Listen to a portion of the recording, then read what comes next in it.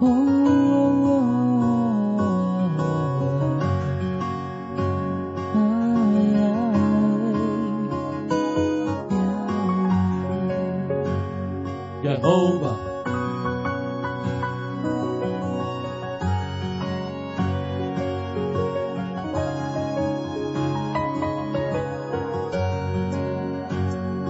Yahweh, Yahweh, Yahweh, you are my great provider. Yahweh, Yahweh, Yahweh, you are my great provider. Let me hear your voice. Yahweh.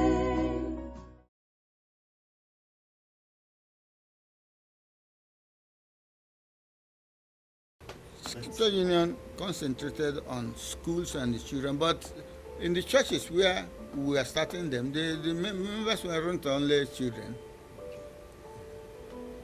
Because some of the people that we started it with, some were adjuncts in various Anglican churches. Policy is different from practice. You can have a policy. You cannot say that something has started because you enacted their policy. Yes, of course. You see, it is the day you inaugurate what you are talking about that it starts. Of course. You see, so I know it's on record that before 1967, when the Nigeria-Biafra war came, that the Scripture Union was thinking about. We're discussing in the Council of the Scripture Union about operating outside school, because as before that time, Scripture Union was operating in schools. Though they had senior friends, the Scripture Union was majorly acting in schools. They had school groups, and some foreigners like John Dean, who was coordinating the FCS and Scripture Union. John Dean, people like B. Roberts, people like Sister, what's her name again? There are a number of them who were white people, Britons, who were here as traveling staff of Scripture Union. Now, but they were just operating in schools and then handling the office, particularly the office at Ibadan, because we didn't have offices as such elsewhere. You see? Because as a matter of fact, the proper work of the Scripture Union state by, of course, you know that time we had just three regions: Eastern region, Western region, and Northern region. Okay, and then the work was coordinated right from the center. As a matter of fact, even though that we had some skeletal operations in the regions. Now, but it was during the war, actually, Nigeria-Biafra war, that what is called Pilgrim Group, as we know it today, started. That is when it actually started. And where it started was at Mission Hill, Umuahia. And what actually generated it was that when the war now started, students whom the traveling secretaries like B. Roberts were going to meet at schools, to reach at schools, schools were now closed. Schools were now closed, and because the schools were closed, those students could no longer be reached. And then B. Roberts, who started this work, now thought of how he could now gather those students out of school to meeting with them, and so he secured that center at Mission Hill, Umuahia. It's a Methodist center at Umuahia. He secured that location for fellowship. And now started contacting those students, you know. And he lived within that compound. Yes, he lived within that compound. You know, those of them who were not conscripted into the army. Okay, he was able to gather them. But when he started doing that, some elderly people who had link with Scripture Union, some of them who repented in school work, you see, who had become elderly and who were now mature people. Could you mention maybe one or two? Someone like Diana Erinne was one of them. Someone like my wife Gladys was one of them. Someone like Samuel Nnamwa was one of them. Somebody like Sanwanne was one of them. Somebody like Justin Ogogwa was one of them. These people were people who started working together there. Working together with the robots there as adults in that fellowship. And then a lot of adults started gathering. And they now call it Pilgrim Fellowship. They called it Pilgrim Fellowship because it was no longer just students alone. It was now adults, mature people. They now called it Pilgrim's Fellowship. Now that fellowship continued. My wife, Gladys, used to travel very long distance on foot to go to that fellowship on Sunday. And a good number of them were coming like that.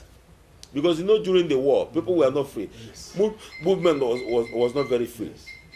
So, immediately after the war, in 1970, that fellowship decentralized.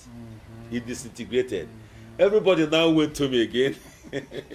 And then instantly, East Central State was started, and East Central State covered all the 5 eastern states that time. I think it's now late. Yes, was then the governor of this East Central State, and the headquarters of this East Central State was Enugu. And so all these people, these adults who were in various locations who were working, every person now converged back to Enugu. And when they now converged back to Enugu, all these people who are working there now came together at Enugu and said, okay, let's start our fellowship again here. Let's start our fellowship here. Our pilgrim walk, let's start it again here. Not so that was where they broke the previous practice of just going to schools. You see, they now gathered together. I think it was first in is that just Nogogwa's residence at Bishop Anyogu Street, and then from there they came to Uche Obijofor's house at Eze Street, and from there they went to SIM Church. Then from SIM Church they now went to Amokwe Street, Presbyterian Church. You see, and then the fellowship started growing. Within that 1970, it had become a very large fellowship of very vibrant and zealous young people, and elderly people too. Someone like Brother Pachikwendo, who is late now, it was around that time that he repented. Elderly people were also in fellowship, but mostly youths. Several people were working, and of course, the earliest leader was Tony Ewedike, the vibrant young man. Well, that was the I think he was the earliest leader in that Presbyterian church. Before him, people had been leader. The first leader was Just Nogogwa. Just Nogogwa was the first leader here. You see, and then our sister Uche Obicho for them. You see, also led after him. Before eventually, this charismatic young man, that time called, came in. Ever young, yes. You see, came in to be the president, and God really mightily used him. We have conflicts of reports there. The pilgrim ministry has been on. A Yoruba man was in charge. I can't remember his name. But when it was fine-tuned and given a broader acceptance was when architect Chris Okeke came up with some good write-ups. By then he was at Owerri as the zonal rep at Owerri. He was lecturing then at Owerri. And later on, when they packaged this thing, they sent it to the council. And from there, Chris resigned his appointment and took off as the first full-time national pilgrim coordinator. And from that time, the work of pilgrim coordinator gained acceptance more in the Scripture Union. I can give you more details. I believe that architect Chris Okeke, Venerable, can do more justice in this area.